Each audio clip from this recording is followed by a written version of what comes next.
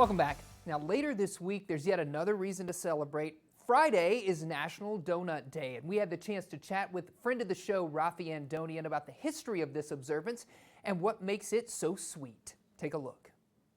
Surprising and sweet donuts have a fun story in Americana, and here to tell us more about it, we've got celebrity historian Rafi Andonian. Thanks for joining us again, Rafi, and bringing the treats. Absolutely. I don't like a lot of sweets, but I do love donuts. Oh, man, who doesn't? How did donuts get their start? So believe it or not, in archaeology, there is evidence of what we may recognize as donuts with Native Americans here in the Americas. But the way we think of donuts starts in New York City with the Dutch. It was known as New Amsterdam in the 19th century. Okay.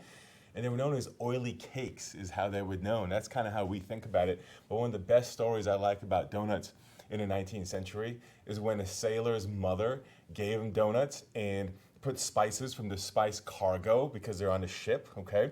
And in the process, she put some ingredients, hazelnuts in there, and I think almonds, some other nuts in there, which she just added a little extra. Get it? Donut. That's how you get the name. Yep. Who knew? That's right. That's it's right. actually from hazelnut or some kind of a nut. That's right, with the nuts that are going in the center there. Now, we don't really know how the hole in the middle is, but one of the legends is, whether true or not, is that same sailor who did actually try to take credit. So he did tell these stories, but it was decades later. So who knows about the memory? Yeah, sure. That he would put it on the wheel of the ship, you know, as he's going around, hence the hole, you know, because it has the little spokes that stick out. Yeah, sure. So on the wheel of the steering of the ship, so the donuts can stay on there. That's the story. One of the stories he said, the son that actually got that. Fascinating. We're getting some shots too of the donuts that you just brought in. These locally made. Locally made. This one has Fruit Loops on it, so it's great for breakfast. That's right. A great example. Got those extra vitamins in there for you. That's right. For the kids. It's a great example of craft donuts being very important today. It wasn't always like that. Even as recently as the 1990s, donuts were kind of looked down upon by many chefs. You know, it's fat and sugar. Yeah. But now, kind of with the revival of a lot of things, crafts, whether in drinks and food and all kinds of things,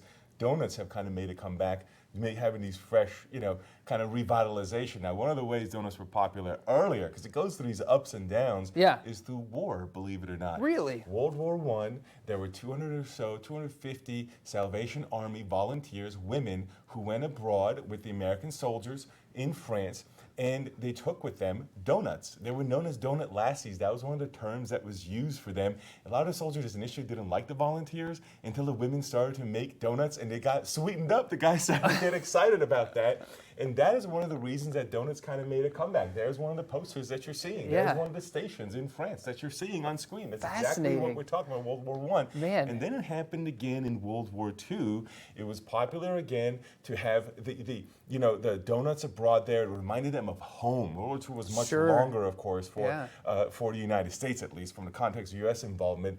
And so, and the reason World War II matters is because think about the context of the period. Donuts had gotten really popular in the 1920s. So we're talking about now 20 years prior, but it leads up to the World War II. I'll show you how.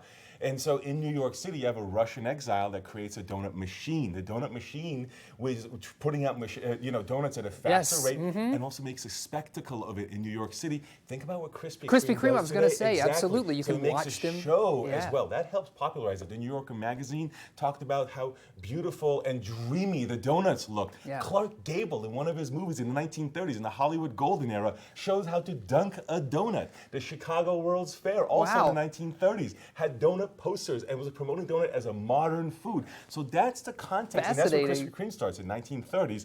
That's the context in which you roll into World War II. Donuts are now very popular, right? And as a result, those soldiers are enjoying it as well, and they enjoy a post-war boom as well. When they come back, 1950s, a lot of prosperity. Now Dunkin' Donuts has entered the mix as well, in addition to Krispy Kreme. And now you have this American food, if you will, that's combining these pieces. So those pieces come together. Now, funny thing about Krispy Kreme that you may not know, it was actually, speaking of France and being abroad and during World War I, it was actually a French chef from New Orleans. It's his recipe that he sold to somebody else who then started Krispy Kreme. So think about all the people involved here. We have France, we have French, we have Russian, we have New Amsterdam and the Dutch, we have Native American, we have Clark Gable. That's a truly American story, how these pieces fit together, and hence the ultimate American food. And here it is, food. absolutely, yeah. And whether you spell it D-O-U-G-H or D-O-N-U-T, doesn't matter. It's delicious either way. Given the story we heard, I'm going to think of it as D-O-U-G-H. Because of the dough. I tend to shorten it to D-O as well, but I kind of think probably the historically accurate way is D-O-U-G-H. I know. You're probably right about that. Which is your favorite? Which are you going to go for? Let's go in. Let's I dive in. actually like the cake donut, so I'm going to go for one of these two, especially blueberries. So Okay. I'm going to go for the blueberry one. You go for that. I'm going to go for this red cake donut. We're going to keep eating donuts to celebrate National Donut Day, June 7th. Thanks, Rafi, for joining us. Cheers. As always, cheers. Cheers to the donuts. The D-O or the D-O-U-G-H. Either way, delicious.